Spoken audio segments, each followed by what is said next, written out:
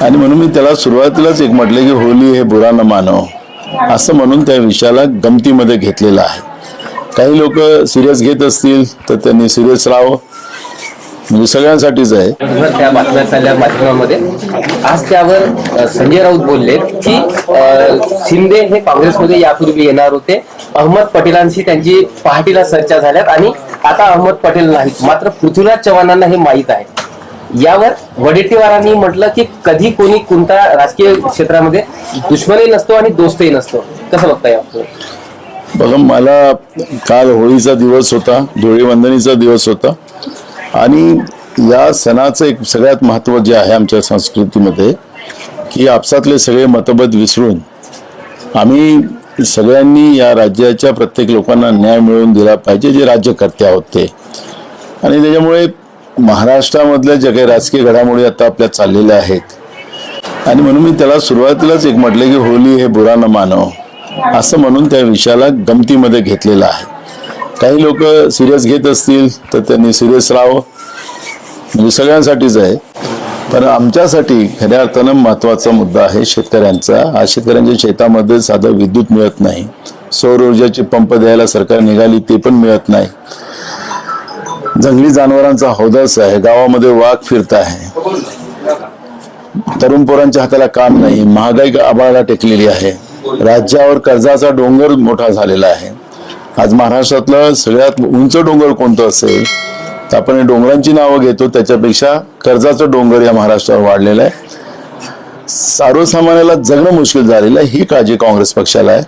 आणि म्हणून मी काँग्रेस पक्षाचा नेता म्हणून आमची भूमिका ती आहे की जनतेच्या प्रश्नाची चर्चा व्हावी।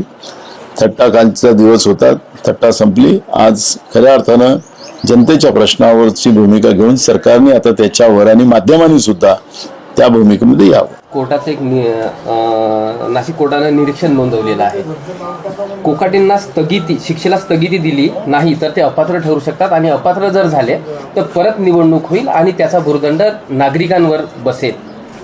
आणि याला हे निरीक्षण नोंदवत असताना राहुल गांधींची जे ज्या पद्धतीने शिक्षा थांबवली तसंच या प्रकरणाला त्यांनी बघितलंय, कसं बघता?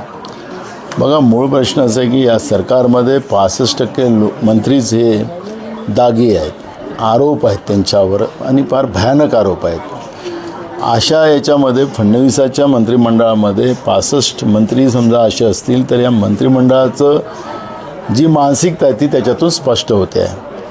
त्यामुळे फडणवीसांनाच आम्ही वारंवार सांगतो आहे की तुम्ही एक मंत्री नाही, तुम्हाला 65% मंत्री या मंत्रिमंडळातून काढावं लागतील। अनेक मंत्र्यांवर वेगळे वेगळे आरोप आहेत। आता व्यक्तिशः मी कोणावर या ठिकाणी टिप्पणी करणार नाही, पण एकीकडे OSD कसा असावा, PS कसा असावा, PA कसा असावा याच्यावरचे नॉर्म्स फडणवीस ठरवतात। RSSचे लोक टाकायसाठी करतात आहे का, तो एक भाग वेगळा आहे। पण हे जे काही डेप्युटी कलेक्टर रँकचे जे काही अधिकारी आहे, क्लास 2 अधिकारी आहेत, त्यांना भ्रष्टाचारी म्हणायचं आणि त्यांना त्यांच्या OSD होऊ द्यायचं नाही, अशा पद्धतीचा एक प्रकार आपण महाराष्ट्रात अलीकडच्या काळात पाहतो आहे। मग आता आमचं फडणवीसालाच म्हणणं असं आहे की तुमच्या मंत्रिमंडळात 65% मंत्री भ्रष्टाचाराचे आरोप त्यांच्यावर आहेत, विविध आहे। कितीतरी वॉशिंग मशीनमध्ये गेलेत आणि साफ होऊन आलेत, त्याच्यातली आपण अनेक त्यांच्या बाजूला बसतात ते पण आपण पाहिलेले आहेत। त्यामुळे मग नॉर्म्स लावायचे असेल सगळ्यांना लावा, भ्रष्टाचारमुक्त महाराष्ट्र निर्माण करा, ही